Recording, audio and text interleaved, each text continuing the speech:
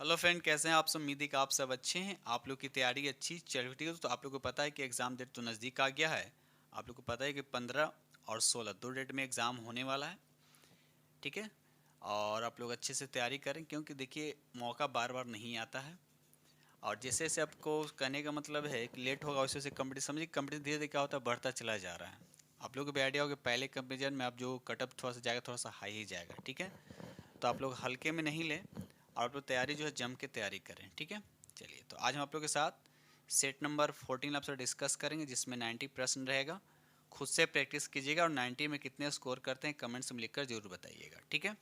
चलिए, और इसके साथ हम मैथ का भी करा रहे हैं प्रैक्टिस 30 नंबर का, यानी टोटल कितना हो जा रहा है आपका। मेरिट वाले क्वेश्चन हो जा रहे हैं 120। 120 में आपको कम से कम जितना कोशिश है कि 90 प्लस करें, 90 प्लस करें। ठीक है ना। चलिए चलिए, तो ये रहा आपका क्वेश्चन नंबर। यहाँ से स्टार्ट करते हैं। क्वेश्चन नंबर यहाँ पर 46 कहता है, 17वीं शताब्दी में दिल्ली का लाल किला किस राजवंश के शासकों का निवास था।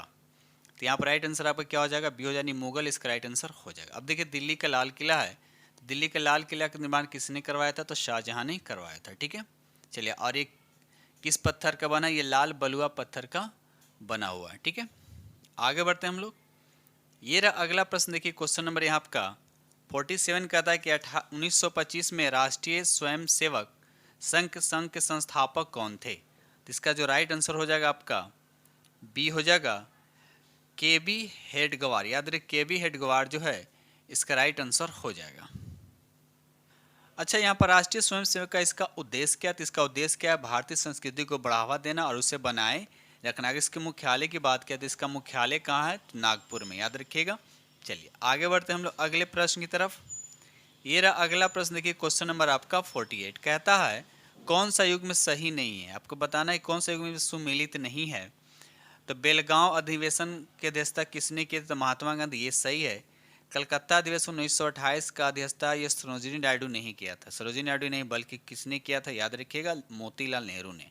मोतीलाल नेहरू ने। ठीक है, 1928 में। अगर हम सरोजिनी नायडू की बात करते हैं तो 1925 में कानपुर की अध्यक्षता की थी, अभी याद रखिएगा। ठीक है। तो यहाँ पर आपसे पूछा कौन सुमेलित नहीं, तो यहाँ पर आपका बी आपका सुमेलित नहीं है। बाकी हरिपुरा अधिवेशन 1938 में सुभाष चंद्र बोस, ये भी आपका सही है, लेकिन बी आपका क्या है, गलत है। तो गलत ही पूछा जा रहा है। क्वेश्चन नंबर यहाँ पर 49 कहता है कि जैनियों के पहले तीर्थक कौन थे। तो यहाँ पर राइट आंसर आपका देखें तो राइट आंसर आपका सी हो जाएगा, ऋषभदेव। याद रखिए, ऋषभदेव जो है इसका सही आंसर हो जाएगा। ठीक है। चलिए आगे बढ़ते हैं हम लोग। क्वेश्चन नंबर यहाँ 50 कहता है कि मानव आत्मा एक शरीर से दूसरे शरीर में गमन किस वैदिक साहित्य का विश्वास, यानी किसको विश्वास है। तो यहाँ पर राइट आंसर आपका हो जाएगा, उपनिषद जो है इसका सही आंसर हो जाएगा। ठीक है। चलिए, ये रहा अगला प्रश्न। देखिए क्वेश्चन नंबर आपका 51 कहता है, दांडी यात्रा कितने अनुयायियों के साथ शुरू हुआ था। इसका जो सही जो आंसर होगा आपका यहाँ पे सी हो जाएगा, 78 जो इसका राइट आंसर हो जाएगा। अब देखिए, दांडी मार्च जो है कब निकला था, तो 12 मार्च 1930 को स्टार्ट हुआ था और कब खत्म हुआ था, 6 अप्रैल 1930, याद रखिएगा। चलिए, और उसके बाद क्या गया था, तो नमक कानून को भंग किया गया था। ठीक है। चलिए, क्वेश्चन नंबर 52 कहता है कि सांची का स्तूप का निर्माण किसने किया था। तो यहाँ पर राइट आंसर आपका सी हो जाएगा, अशोक। याद रखिए, अशोक जो इसका राइट आंसर हो जाएगा। और ये जो है ये किस धर्म से संबंधित है, सांची का स्तूप, तो याद रखिएगा बौद्ध धर्म से संबंधित है। और ये किस राज्य में है, तो भी याद रखिएगा, ये मध्य प्रदेश में है, यानी एमपी में है। ठीक है। चलिए आगे बढ़ते हैं हम लोग। ये रहा अगला प्रश्न। देखिए क्वेश्चन नंबर आपका 53 कहता है, गुप्त साम्राज्य की पहली राजधानी पूछा जा रहा है कि राजधानी स्थित थी ये कहाँ थी। तो इसका राइट आंसर आपका सी हो जाएगा, पाटलिपुत्र। याद रखिएगा, पाटलिपुत्र जो है इसका राइट आंसर हो जाएगा। ठीक है। चलिए, ये रहा अगला प्रश्न। देखिए क्वेश्चन नंबर आपका 54 1909 में महात्मा गांधी द्वारा लिखित उस पुस्तक का नाम बताइए जिसमें यह लिखा था कि यदि भारतीय उनका सहयोग न करे तो ब्रिटिश शासन समाप्त हो जाएगा। तो इसका जो सही जो आंसर होगा आपका बी हो जाएगा, यानी हिंद स्वराज। याद रखिएगा, हिंद स्वराज जो है इसका राइट आंसर हो जाएगा। और इसके लेखक याद रखिए किसके द्वारा लिखा गया, तो महात्मा गांधी जी के द्वारा, ये भी याद रखिएगा। ठीक है। चलिए आगे बढ़ते हैं हम लोग। दोस्त सेशन को लाइक करते चलिएगा और अपने दोस्तों में शेयर जरूर कर दीजिएगा। और जो फ्रेंड चैनल पहली बार विजिट कर रहे हैं तो चैनल को सब्सक्राइब जरूर कर लीजिएगा। और बेल आइकन वहाँ पर घंटा होगा, घंटा पर प्रेस कर लीजिए। क्यों, क्योंकि जो भी वीडियो अपलोड करेंगे उसका नोटिफिकेशन आप लोग को सबसे पहले मिलेगा, इसलिए घंटा बजाना भूलिएगा मत। क्वेश्चन नंबर यहाँ पर 55 कहता है निम्नलिखित में कौन दक्षिण भारत का एक राजवंश नहीं है। दक्षिण भारत का पूछा जाए कि एक राजवंश नहीं है, तो यहाँ पर राइट आंसर आपका ये हो जाएगा हर्यक वंश जो है ये दक्षिण भारत का राजवंश नहीं है। अब ये हर्यक वंश की बात है, इसके संस्थापक कौन है तो याद रखिए बिंबिसार। ठीक है, कौन है तो बिंबिसार, और ये 52 वर्ष तक लगभग शासन किया है। कितने वर्ष की उम्र से? 15 वर्ष की अवस्था से ही। ये रहा अगला प्रश्न, देखिए क्वेश्चन नंबर आपका 56। अजमेर इनमें से किस सूफी संत से संबंधित है? यहाँ पर देखा जाए तो राइट आंसर आपका ए हो जाएगा ख्वाजा मुइनुद्दीन चिश्ती। याद रखिए ख्वाजा मुइनुद्दीन चिश्ती, और ख्वाजा मुइनुद्दीन चिश्ती नहीं, भारत में चिश्ती सिलसिले के संस्थापक भी इन्हीं को माना जाए। इन्हीं के समय से क्या हुआ था, चिश्ती सिलसिले का शुरुआत हुआ था। ठीक है, चलिए आगे बढ़ते हैं हम लोग। क्वेश्चन नंबर यहाँ पर 57 कहता है बाल विवाह रोकथाम अधिनियम पारित हुआ था। आपसे बताने कि पारित कब हुआ था, तो इसका राइट आंसर जो हो जाएगा आपका 1929। अब एक होता है 1829, एक होता है 1829, तो भी याद रखिएगा। इसमें क्या था 1829 में, इसमें राजा राम मोहन राय के सहयोग से लॉर्ड विलियम बेटिंग ने 1829 में क्या किया था, सती प्रथा को समाप्त किया था। इसलिए ध्यान रखिएगा 1829 और 1929। तो 1929 किससे जुड़ा हुआ, तो बाल विवाह रोकथाम अधिनियम 1929 में पारित हुआ था। तो राइट आंसर आपका बी हो जाएगा। ये रहा अगला प्रश्न, देखिए क्वेश्चन नंबर आपका 58। निम्नलिखित में कौन अलीपुर बम कांड में शामिल था? अलीपुर जो बम कांड हुआ था इसमें कौन शामिल था, तो यहाँ पर देखा है तो राइट आंसर आपका सी हो जाएगा श्री अरविंद घोष। याद रखिएगा श्री अरविंद घोष जो है इसका राइट आंसर हो जाएगा। अब देखिए अलीपुर बम कांड की बात किया जा रहा है, तो कब घटा था इसका याद रखिए 1908 में। ठीक है, चलिए क्वेश्चन नंबर यहाँ 59 कहता है गौतम बुद्ध ने कौन सी भाषा में शिक्षा दी थी? बिल्कुल इजी प्रश्न है, तो इसका राइट आंसर आपका बी हो जाएगा प्राकृत भाषा में। याद रखिएगा प्राकृत भाषा में। ठीक है, चलिए आगे बढ़ते हैं हम लोग अगले प्रश्न की तरफ। क्वेश्चन नंबर यहाँ पे 60 कहता है कि भगत सिंह और उसके साथियों ने किसका बदला लेने के लिए ब्रिटिश अधिकारी जॉन सॉन्डर्स की हत्या की थी? तो किसकी बदला लेने के लिए, तो याद रखिए इसका राइट आंसर आपका सी हो जाएगा लाला लाजपत राय की मौत की बदला लेने के लिए। याद रखिए लाला लाजपत राय की मौत की बदला लेने के लिए। ठीक है, चलिए आगे बढ़ते हैं हम लोग अगले प्रश्न की तरफ। ये रहा अगला प्रश्न, देखिए क्वेश्चन नंबर आपका 61 कहता है निम्नलिखित नदियों में कौन सी नदी चीन और भारत से प्रवाहित होकर पाकिस्तान में जाती है? बताइए, चीन और भारत से होते हुए कहाँ जाती है, तो पाकिस्तान में जाती है। तो यहाँ ऑप्शन के अकॉर्डिंग यहाँ पर राइट आंसर आपका ये हो जाएगा सतलज नदी। याद रखिएगा सतलज नदी, और सतलज नदी कौन है, ये सिंधु नदी की सहायक नदी भी है, भी याद रखिएगा। ठीक है, चलिए आगे बढ़ते हैं हम लोग। ये रहा अगला प्रश्न, देखिए क्वेश्चन नंबर आपका 62 कहता है किस तिथि को उत्तरी गोलार्ध में वर्ष का सबसे लंबा दिन और सबसे छोटा रात होता है? जाहिर सी बात जिस दिन सबसे लंबा दिन होगा उस दिन रात सबसे छोटा होगा। तो याद रखिएगा सबसे लंबा क्या पूछा, दिन पूछा है, तो 21 जून। याद रखिएगा 21 जून जो है इसका राइट आंसर हो जाएगा। ठीक है, अगर ये आपसे पूछेगा दक्षिणी गोलार्ध में, तो दक्षिणी गोलार्ध में क्या होता है 22 दिसंबर को सबसे बड़ा दिन होता है और उसी दिन सबसे छोटी रात होता है, ये भी याद रखिएगा। ठीक है, चलिए आगे बढ़ते हैं हम लोग अगले प्रश्न की तरफ। ये रहा अगला प्रश्न, देखिए क्वेश्चन नंबर आपका 63 कहता है कपास की पैदावार में अच्छी होती है। आपको बताना है कपास जो है किस मिट्टी में सबसे ज़्यादा बेहतर होता है। तो पहले भी इस तरह क्वेश्चन बहुत बार डिस्कस हो चुका है, तो इसका राइट जो आंसर होगा आपका काली मिट्टी, इसे रेगुर मिट्टी के नाम से भी जाना जाता है। ठीक है, चलिए आगे बढ़ते हैं हम लोग। क्वेश्चन नंबर यहाँ पर 64 कहता है अलकनंदा के साथ वह नदी कौन सी है जिसके संगम पर रुद्रप्रयाग स्थित है? तो बताइए इसका राइट आंसर क्या होगा। तो यहाँ पर 64 का जो राइट आंसर होगा आपका बी हो जाएगा मंदाकिनी। याद रखिएगा मंदाकिनी जो है इसका राइट आंसर हो जाएगा। चलिए ये रहा अगला प्रश्न, देखिए क्वेश्चन नंबर आपका 65 कहता है काली वैशाखी किसका प्रकार है? काली वैशाखी जो किसका प्रकार है, तो ये एक तरह का चक्रवात है, यानी राइट आंसर आपका यहाँ पर सी हो जाएगा चक्रवाती तूफान। ठीक है, चक्रवाती तूफान जो है इसका आंसर हो जाएगा। ठीक है, चलिए आगे बढ़ते हैं हम लोग।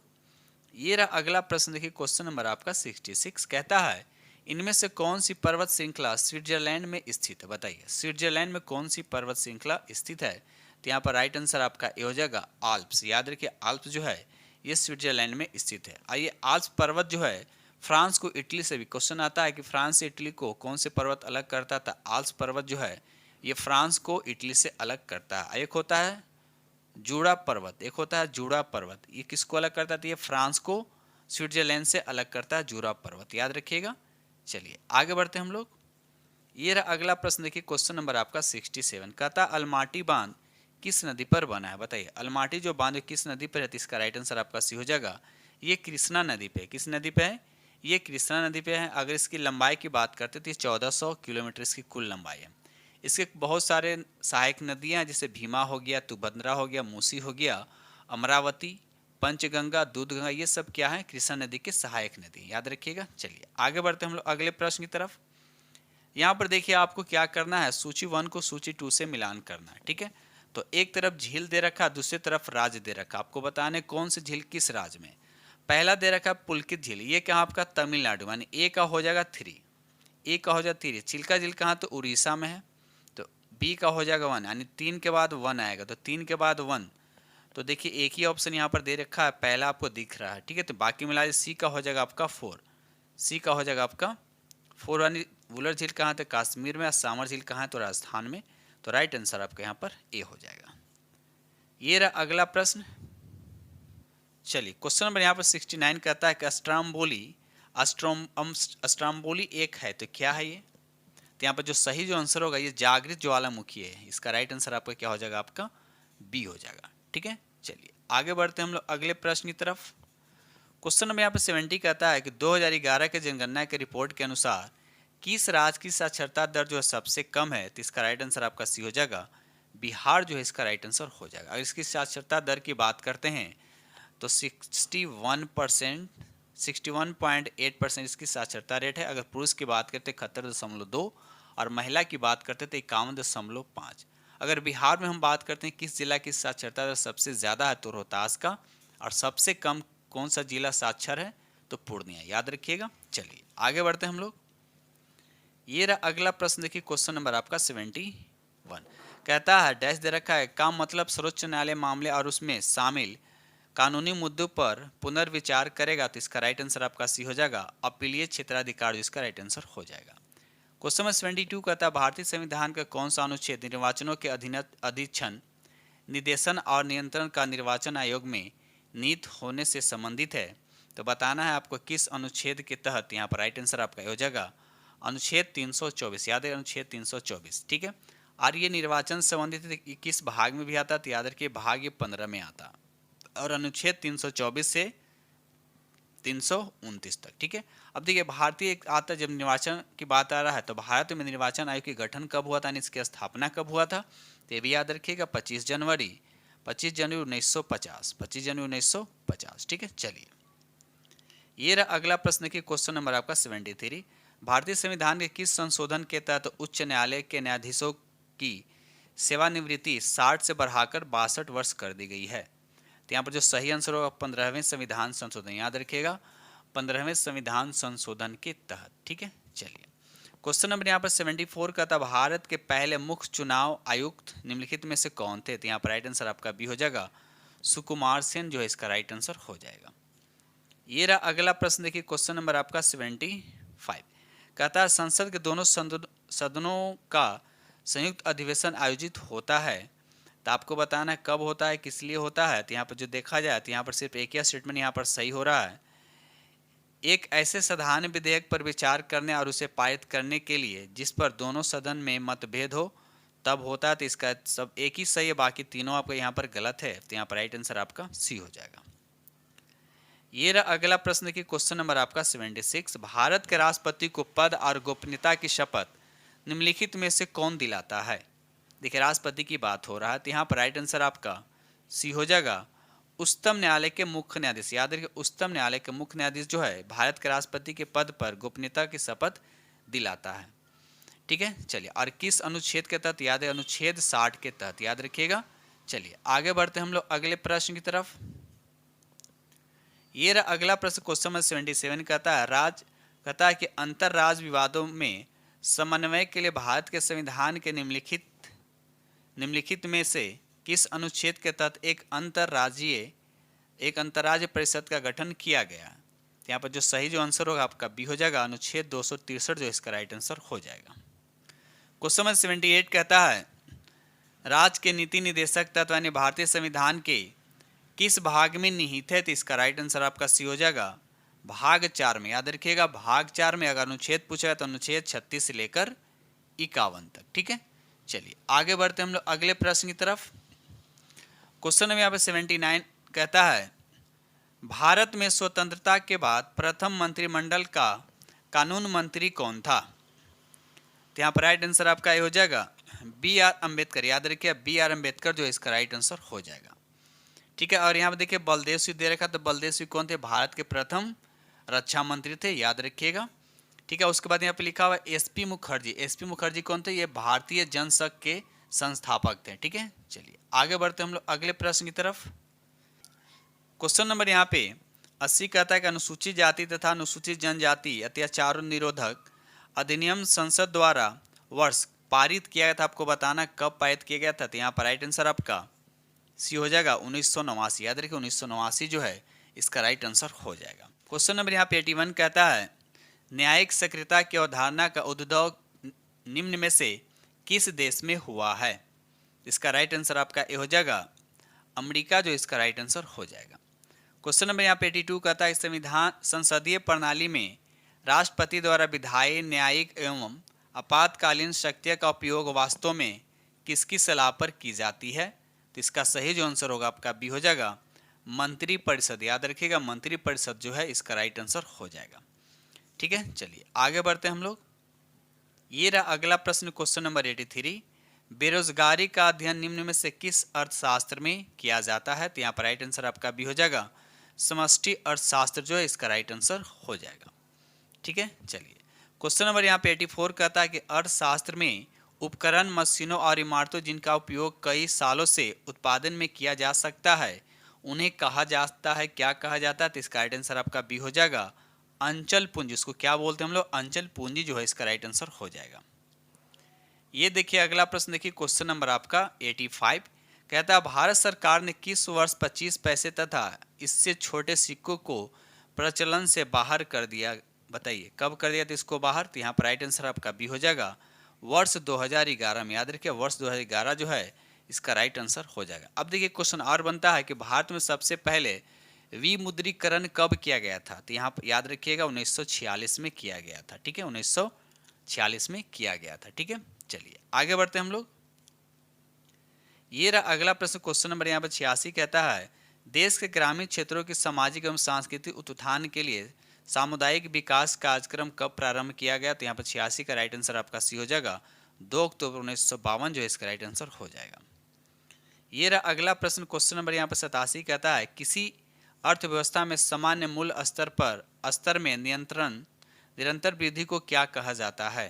तो यहाँ पर राइट आंसर आपका बी हो जाएगा मुद्रास्फीति जो इसका राइट आंसर हो जाएगा। क्वेश्चन नंबर यहाँ पे 88 कहता है निम्नलिखित में से कौन सा कर अप्रत्यक्ष कर है? बताने इसमें कौन सा कर जो है अप्रत्यक्ष कर है? तो इसका राइट आंसर आपका सी हो जाएगा बिक्री कर। याद रखिएगा बिक्री कर जो है आपका अप्रत्यक्ष कर है। ठीक है, चलिए आगे बढ़ते हम लोग अगले प्रश्न की तरफ। दोस्त वीडियो पसंद तो प्लीज़ लाइक कीजिएगा और अपने दोस्तों में शेयर जरूर कर दीजिएगा।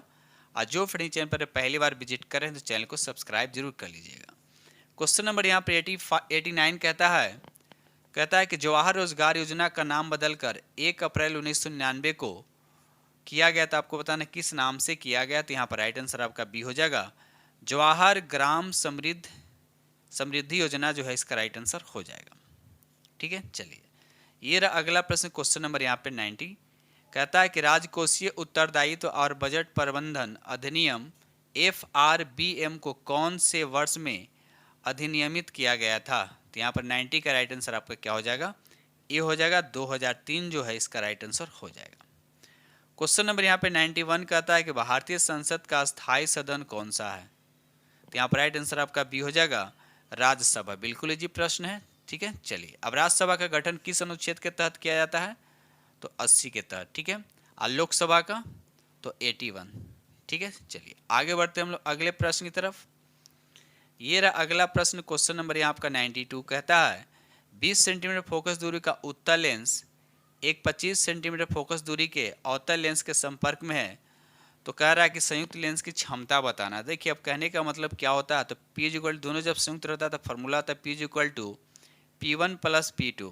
एक हो जाएगा उत्तल लेंस का पावर, एक हो जाएगा फोकल इसका अवतल लेंस का। अवतल लेंस उसको नेगेटिव में लिखेंगे, तो पहले हम इसका पावर निकालिए, 20 को पावर में निकालिएगा तो कितना आएगा आपका, अवतल लेंस में थी 5 आएगा, कितना आएगा आपका ये 5 आएगा, ठीक है। और उसके बाद यहाँ पर देखिए 25 का निकालिएगा तो 4 आएगा। अब यहाँ पर नेगेटिव लेंगे क्योंकि अवतल लेंस क्या होता है वो नेगेटिव में उसका फोकल लेंथ लिया है, तो इसलिए पावर नेगेटिव में आएगा, तो -4। तो 5 में से 4 गया यानी 1, यानी उसका पावर कितना आएगा, संयुक्त लेंस की क्षमता कितना होगा, तो 1 डायप्टर होगा। और डायप्टर क्या होता है, तो याद रखिए लेंस की क्षमता का मात्रक होता है, तो यहाँ पर राइट आंसर आपका ए हो जाएगा, ठीक है। चलिए ये रहा अगला प्रश्न, क्वेश्चन नंबर 93। समतल दर्पण द्वारा बनने वाले जिस प्रतिबिंब के पर्दे पर प्राप्त नहीं किया जा सकता है उसे क्या कहते हैं। बिल्कुल इजी प्रश्न, तो इसका राइट आंसर आपका हो जाएगा आभासी प्रतिबिंब, जो है इसका राइट आंसर हो जाए। आभासी प्रतिबिंब क्या होता है, हमेशा सीधा बनता है, याद रखिएगा हमेशा सीधा बनता है, और वास्तविक प्रतिबिंब हमेशा क्या बनता है, उल्टा बनता है, ठीक है। चलिए क्वेश्चन नंबर यहाँ पर 94 कहता है कि एक तत्व ए आवर्त सारणी के 15वें समूह और तीसरे आवर्त में मौजूद है। यदि इस तत्व के किसी समस्थानिक की द्रव्यमान संख्या 33 है तो समस्थानिक के एक परमाणु में उपस्थित न्यूट्रॉन की संख्या क्या होगी, बताइए। तो यहाँ पर देखा है तो इसका राइट आंसर आपका क्या हो जाएगा, उपयुक्त में से कोई नहीं, याद रहे उपयुक्त में से कोई नहीं इसका राइट आंसर होगा। तो अब रास वाले इसका आंसर कितना होगा, तो यहाँ पर राइट आंसर आपको याद रखिएगा परमाणु संख्या यहाँ पर 15 वाला होगा, तो 15 किसका होता है, 15 किसका होता है, तो याद रखिएगा फास्फोरस का होता है, किसका होता है, फास्फोरस का होता है। तो यहाँ पर ऑप्शन के अकॉर्डिंग यहाँ पर राइट आंसर आपका ई हो जाएगा। ये रहा अगला प्रश्न की क्वेश्चन नंबर आपका 95 कहता है ऊंचाई से गिरने पर किसी मानव या अन्य पशु की अपेक्षा बिल्ली के बचने की अधिक संभावना होती है, इसका कारण क्या है। तो यहाँ पर राइट आंसर आपका ये हो जाएगा, बिल्ली तत्काल अपने आप को समायोजित कर अपने चारों पैरों पर भूमि पर आती है और पैरों को मोड़ सकती है ताकि गिरने के संघात को क्या कर लेते हैं, ऑब्जर्व कर लेते हैं, यानी अवशोषित कर लेती है। तो इसका राइट आंसर आपका ए हो जाएगा, इसलिए बिल्ली को कम चोट लगता है, ठीक है। चलिए क्वेश्चन नंबर यहाँ पे 96 कहता है कि बर्फ पर चलते हुए किसी व्यक्ति को फिसलने से बचने के लिए छोटे कदम रखनी चाहिए, क्योंकि छोटे कदम सुनिश्चित करते हैं, क्या सुनिश्चित करता है, तो इसका राइट आंसर आपका हो जाएगा छोटा घर्षण। तो राइट आंसर आपका यहाँ पे आपका सी हो जाएगा, ठीक है। चलिए आगे बढ़ते हम लोग। ये रहा क्वेश्चन नंबर आपका 97 कहता है कि जब श्वेत प्रकाश वायु से कांच में, देखिए वायु से कांच में जाए यानी विरल से सघन माध्यम में जाता है तब क्या होगा, तो इसका राइट आंसर आपका हो जाएगा लाल प्रकाश सबसे अधिक चाल से चलता है, यानी लाल प्रकाश जो है सबसे अधिक चाल से क्या करता है, चलता है। तो यहाँ पर राइट आंसर आपका क्या हो जाएगा, बी हो जाएगा। अब देखिए यहाँ पर बात किया जा रहा है यहाँ पे क्या, लाल प्रकाश अधिक चाल से क्यों, क्योंकि इसका तरंग क्या होता है, सबसे ज़्यादा होता है, और जिसका तरंग सबसे ज़्यादा हो तो जाहिर से उसका स्कैटरिंग क्या होता है, सबसे कम होता है, ठीक है, भी याद रखिएगा। चलिए आगे बढ़ते हम लोग अगले प्रश्न की तरफ। दोस्त सेशन को लाइक करते चलिएगा, और जो फ्रेंड चैनल पे पहली बार विजिट करें चैनल को सब्सक्राइब जरूर कर लीजिएगा। क्वेश्चन नंबर यहाँ पे 98 कहता है जड़त्व आघूर्ण निम्न में से किस पर निर्भर करता है। तो यहाँ पर देखा जाए तो घूर्णन के अक्ष की स्थिति और द्रव्यमान वितरण दोनों पे, यहाँ पर राइट आंसर आपका क्या हो जाएगा, आपका सी हो जाएगा, क्योंकि आई इक्वल टू क्या होता है, mr² होता है, याद रखिएगा। आई जो आपका क्या हो गया, आपका जत आघूर्ण हो गया, ठीक है। चलिए आगे बढ़ते हम लोग। ये रहा अगला प्रश्न क्वेश्चन नंबर यहाँ पर 99 कहता है भू स्थिर उपग्रह की कोणीय चाल आपसे पूछा, क्या पूछा है, कोणीय चाल। कोणीय चाल के फॉर्मूला क्या था, कोणीय दूरी बटे क्या होता है, समय होता है। तो यहाँ पर देखा जाए तो कोणीय दूरी कितना हो जाएगा, 360 हो जाएगा, और उसके बाद नीचे कितना हो जाएगा आपका 24 हो जाएगा, ठीक है। तो 360 को आप ऐसे लिख के इसको पाई में कर दीजिए, तो 2 पाई कर दीजिए, क्योंकि 1 पाई में 180 डिग्री होता है, तो 360 में मतलब 2 पाई हो जाएगा। अब बाई कितना होगा 24 को काटिए, कितना आएगा आपका 12, यानी पाई बटे 12। तो राइट आंसर आपके यहाँ पर ए हो जाएगा, ठीक है। चलिए ये रहा अगला प्रश्न क्वेश्चन नंबर आपका 100 कहता है एक वस्तु को अवतल दर्पण के अक्ष पर उसके वक्रता केंद्र से परे एक बिंदु पर रखा जाता है तो निर्मित प्रतिबिंब होगा। तो अब देखिए यहाँ पर अवतल दर्पण की बात किया जा रहा है, और अवतल दर्पण के अक्ष उसके वक्रता केंद्र से परे एक बिंदु पर रखा जाता है, ठीक है ना। इसका राइट आंसर क्या हो जाएगा, आपका सी हो जाएगा, उल्टा और आश्रित होगा, नहीं छोटा होगा, तो राइट आंसर आपका सी हो जाएगा, ठीक है। चलिए ये रहा अगला प्रश्न, क्वेश्चन नंबर आपका 101। प्रकृति में नहीं पाए जाने वाला कच्चा माल, बताइए जो प्रकृति में नहीं पाए जाने वाला कच्चा माल कौन सा है। तो यहाँ पर देखा है तो आपका राइट आंसर आपका सी हो जाएगा, विनाइल क्लोराइड जो है आपका सही आंसर यहाँ पर हो जाएगा। ठीक है, चलिए क्वेश्चन नंबर यहाँ पर 102 कहता है विद्युत कनेक्शन के लिए प्रयुक्त तार तांबे के बने होते हैं क्योंकि तांबा क्या होता है, उस डैश दे रखा है 22 बार। तांबा को विद्युत में इसलिए प्रयोग, इसके विद्युत का सुचालक, बहुत अच्छा सुचालक है सिल्वर के बाद, ठीक है ना, सिल्वर के बाद आता है। तो यहाँ पर सही जो आंसर हो जाएगा आपका ये हो जाएगा। तन्य और विद्युत का क्या होता है, सुचालक होता है। तन्य मतलब डक्टाइल होता है, ठीक है ना, मतलब तार के फॉर्म में इसको कन्वर्ट पतला खींच सकते हैं, इसलिए उसी को बोलते हैं तन्य बोलते हैं, नहीं डक्टाइल बोलते हैं। ठीक है, चलिए ये रहा अगला प्रश्न, क्वेश्चन नंबर आपका 103 कहता है कागज पर पुराने उंगलियों के निशान निम्नलिखित से डेवलप किया जा सकता है, तो बताना किससे डेवलप किया जाता है। तो यहाँ पर सही आंसर हो जाएगा आपका बी हो जाएगा, हाइड्रोजन परऑक्साइड। याद रखिए हाइड्रोजन परऑक्साइड जो है इसका राइट आंसर हो जाएगा। ठीक है, क्वेश्चन नंबर 104 कहता है कि विकृत गंधिता किस प्रकार की अभिक्रिया द्वारा का उदाहरण है, बताइए। तो इसका राइट आंसर आपका सी हो जाएगा, ऑक्सीकरण अभिक्रिया यानी ऑक्सीडेशन का, याद रखिएगा। चलिए आगे बढ़ते हैं हम लोग। ये रहा अगला प्रश्न, क्वेश्चन नंबर 105 कहता है वायु में नाइट्रोजन का क्या महत्व है, वायु में नाइट्रोजन का क्या महत्व है। तो इसका राइट आंसर आपका बी हो जाएगा, ऑक्सीजन को तनु करती है जो अन्यथा शुद्ध अवस्था में अत्यंत क्रियाशील है। तो राइट आंसर अब यहाँ आपका बी हो जाएगा। क्वेश्चन नंबर 106 कहता है कि अमोनियम क्लोराइड के संबंध में निम्नलिखित में से कौन सा विकल्प सही है। तो यहाँ पर देखा है तो 106 का राइट आंसर आपका क्या हो जाएगा, आपका बी हो जाएगा। यह प्रबल अम्ल और दुर्लभ क्षार का लवण, याद रखिए अमोनियम क्लोराइड। तो राइट आंसर आपके यहाँ आपका बी हो जाएगा। ठीक है, चलिए आगे बढ़ते हैं हम लोग। क्वेश्चन नंबर 107 कहता है कि डोलामाइट एक अयस्क है, तो बताना है इसका राइट आंसर क्या होगा। तो यहाँ पर राइट आंसर आपका ए हो जाएगा, मैग्नीशियम जो इसका राइट आंसर हो जाएगा। इस ऑप्शन यहाँ पर ई दे रखा है तो नहीं होना चाहिए क्योंकि मैग्नीशियम दे रखा है, डोलामाइट किसका, मैग्नीशियम का अयस्क होता है। तो इसका राइट आंसर आपका ए हो जाएगा। ठीक है, इसके अलावा कर्नालाइट भी होता है, कर्नालाइट भी होता है, ये किसका, तो मैग्नीशियम का अयस्क, याद रखिएगा। चलिए क्वेश्चन नंबर 108 कहता है मस्तिष्क का सबसे बड़ा भाग क्या होता है। तो मस्तिष्क का सबसे बड़ा भाग को परम मस्तिष्क बोलते हैं, यानी राइट आंसर आपके यहाँ पे क्या हो जाएगा, बी हो जाएगा। इसको बोलते हैं सेरेब्रम, याद रखिएगा सेरेब्रम। ठीक है, चलिए क्वेश्चन नंबर 109 कहता है निम्न में से किस रीढ़ द्वारा न्यायालय बंदी बनाए गए किसी व्यक्ति को अपने समक्ष उपस्थित करने का आदेश देता है। तो 109 का राइट आंसर आपका बी हो जाएगा, बंदी प्रत्यक्षीकरण जो इसका राइट आंसर हो जाएगा।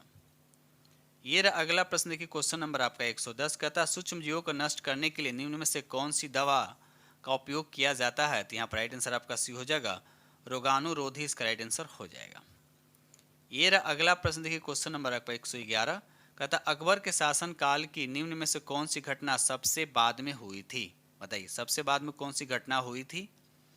तो यहाँ पर राइट आंसर आपका बी हो जाएगा, दीन इलाही की घोषणा जो सबसे बाद में हुई थी। अगर हम फतेह देखिए यहाँ पर पहला देख रहा जब से प्रशासन 10 साला प्रथा की शुरुआत, इसकी शुरुआत की अगर हम बात करते हैं, शुरुआत हुआ था 1580 में।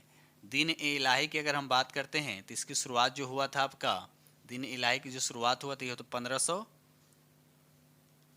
1582 आपका 82 में फतेहपुर सीकरी में बुलंद दरवाजा का जो निर्माण हुआ था, ये हुआ था आपका 1571 में। तो अब देखिए सबसे पूछा क्या सबसे बाद में कौन हुआ था, तो यहाँ पर देखा है तो यहाँ पर आपका बी हो रहा है, दीन इलाही की घोषणा 1582 में हुआ था और राजस्व प्रशासन 10 साल की प्रथा की शुरुआत 1580 में, और फतेहपुर सीकरी में बुलंद दरवाजा का निर्माण 1571 में हुआ। तो सबसे बाद में कौन हुआ था यहाँ पर, दीन इलाही की घोषणा। ठीक है, चलिए ये रहा अगला प्रश्न देखिए, क्वेश्चन नंबर आपका 112 कहता है निम्नलिखित में कौन से दो जीव एक ही संघ में आते हैं। तो इसका राइट आंसर आपका बी हो जाएगा, तितली और झींगा। याद है तितली और झींगा जो इसका राइट आंसर हो जाएगा। क्वेश्चन नंबर यहाँ पर 113 कहता है कि बाह्य कर्ण का कठोर लचीला भाग बना होता है किस चीज का बना होता है। तो इसका राइट आंसर आपका बी हो जाएगा, अस्थि का बना होता है। ठीक है, चलिए ये रहा अगला प्रश्न देखिए, क्वेश्चन नंबर आपका 114 कहता है निम्न में कौन से ग्रह के किस ग्रुप पर कार्बन डाइऑक्साइड गैस पाई जाती है। तो जाहिर सी शुक्र ग्रह पर सबसे ज़्यादा पाया जाता है, शुक्र ग्रह पे सबसे ज़्यादा मात्रा में क्या होता है कार्बन डाइऑक्साइड पाया जाता है। तो अब देना है कि उसके साथ और कौन है, तो यहाँ पर मंगल भी हो जाएगा, यानी राइट आंसर आपका क्या हो जाएगा, आपका सी हो जाएगा। ठीक है, चलिए आगे बढ़ते हैं हम लोग। देखिए शुक्र ग्रह को क्या सबसे चमकीला शुक्र ग्रह होता है, इसको मॉर्निंग स्टार और इवनिंग स्टार भी कहा जाता है। ठीक है, और सबसे गर्म ग्रह कौन होता है, शुक्र ही होता है, सब याद रखिएगा इसके इंपॉर्टेंट। मंगल ग्रह को लाल ग्रह भी कहा जाता है। ठीक है, चलिए आगे बढ़ते हैं हम लोग अगले प्रश्न की तरफ। चलिए रहा अगला प्रश्न, क्वेश्चन नंबर आपका 115। क्वेश्चन नंबर 115 कहता है किस चीज़ की कमी से रतौंधी का फलित होता है, रतौंधी रोग सिंपल सा होता है, तो विटामिन ए की कमी से, तो राइट आंसर आपका ए हो जाएगा। विटामिन ए का रासायनिक नाम क्या, तो इसको बोलते हैं रेटिनॉल। क्या बोलते हैं, रेटिनॉल। ठीक है, चलिए आगे बढ़ते हैं हम लोग अगले प्रश्न की तरफ। क्वेश्चन नंबर 116 कहता है कि अस्थि सुस्थिरता और संधि शोध को प्रभावित करता है, किसको प्रभावित करता है, तो इसका राइट आंसर आपका बी हो जाएगा। हड्डियों और जोड़ों को क्या करता है, प्रभावित करता है, तो राइट आंसर आपका बी हो जाएगा। क्वेश्चन नंबर 117 कहता है कि वह जो मृत कार्बनिक पदार्थ पर उगता है उसे कहा जाता है, उसे क्या कहा जाता है, तो उसका राइट आंसर आपका सी हो जाएगा, सेप्रोफाइट। याद रखिएगा सेप्रोफाइट जो है इसका राइट आंसर हो जाएगा। चलिए रहा अगला प्रश्न देखिए, क्वेश्चन नंबर आपका 118। पहले डैश दे रखा है कि हड्डियों में ह्यूमरस, रेडियम, अल्का, कार्पेलस और मेटाकार्पेलस शामिल होता है, तो आपको बताना है इसका सही आंसर क्या होगा, तो ये सब हाथ में याद रखिए, राइट आंसर आपका ए हो जाएगा।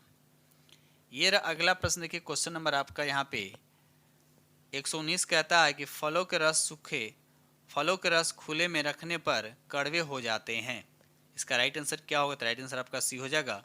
क्यून और खमीर कोशिकाओं द्वारा होता है, तो राइट आंसर आपका सी हो जाएगा। ठीक है, चलिए ये रहा अगला प्रश्न देखिए, क्वेश्चन नंबर आपका 120 कहता है मात्र रासायनिक क्रिया से निर्माण होता है, आपको बताएं इसमें कौन जो रासायनिक क्रिया से निर्माण होता है, तो यहाँ पर देखा तो राइट आंसर आपका सी हो जाएगा, CFC। याद रखिए CFC इसको क्लोरोफ्लोरोकार्बन भी कहा जाता है। ठीक है, चलिए आगे बढ़ते हैं हम लोग।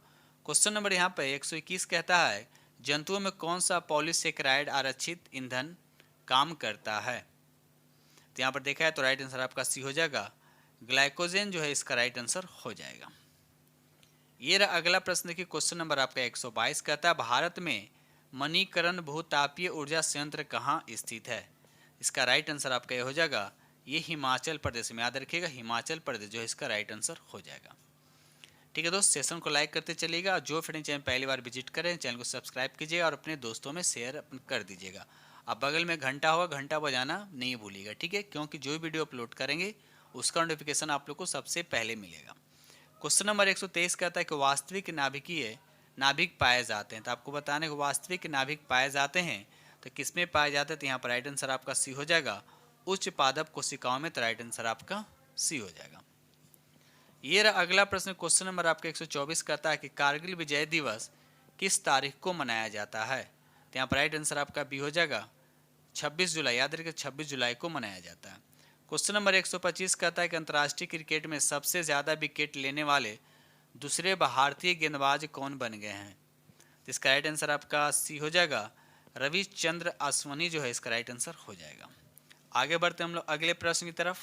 क्वेश्चन नंबर 126 कहता है कि जनवरी 2023-24 में किस दिग्गज कंपनी ने भारत का पहला हेलीकॉप्टर फाल स्थापित करने के लिए टाटा समूह के साथ समझौता किया है, तो यहाँ पर राइट आंसर आपका सी हो जाएगा, एयर बस जो है इसका राइट आंसर हो जाएगा। ये रहा अगला प्रश्न देखिए, क्वेश्चन नंबर आपका 127 कहता है भारत किस राज्य या केंद्र शासित प्रदेश में दुनिया का सबसे बड़ा म्यूजियम युगे युगीन भारत बनाया जा रहा है, तो इसका राइट आंसर आपका सी हो जाएगा, यानी दिल्ली जो इसका राइट आंसर हो जाएगा। ये रहा अगला प्रश्न देखिए, क्वेश्चन नंबर आपका 128 कहता है ICC विश्व कप 2023 का ब्रांड एम्बेसडर किसे नियुक्त किया गया है, बताइए, तो इसका राइट आंसर आपका हो जाएगा, शाहरुख खान जो है इसका राइट आंसर हो जाएगा। ठीक है, चलिए आगे बढ़ते हैं हम लोग।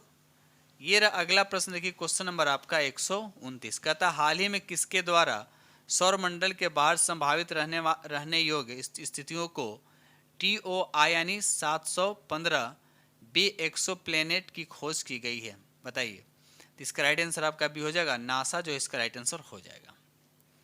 ये रहा अगला प्रश्न, क्वेश्चन नंबर आपका 130 कहता है जुलाई 2023 में किस देश के उबिनास ज्वालामुखी के कारण आपातकाल लागू किया गया था, बताइए आपको किस देश में, तो इसका राइट आंसर आपका बी हो जाए, पेरू जो इसका राइट आंसर हो जाएगा। अब ये पेरू जो है किस महादेश में पड़ता है, कमेंट सेक्शन में लिख के बताइएगा कि पेरू जो है किस महादेश में पड़ता है?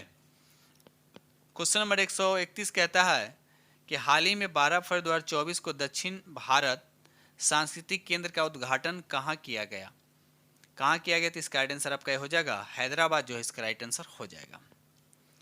ये रहा अगला प्रश्न। देखिए क्वेश्चन नंबर आपका 132 कहता है कि फरवरी 2024 में यूनिफाइड पेमेंट इंटरफेस सेवाओं का शुभ आरंभ किस देश में किया गया? तो इसका राइट आंसर आपका डी हो जाएगा। उपयुक्त में से एक से अधिक, याद रखिएगा उपयुक्त में से एक से अधिक कहाँ का? तो मॉरिशस, श्रीलंका देशों में किया गया। तो मॉरिशस और श्रीलंका दोनों हो जाएगा। तो राइट आंसर आपका डी हो जाएगा।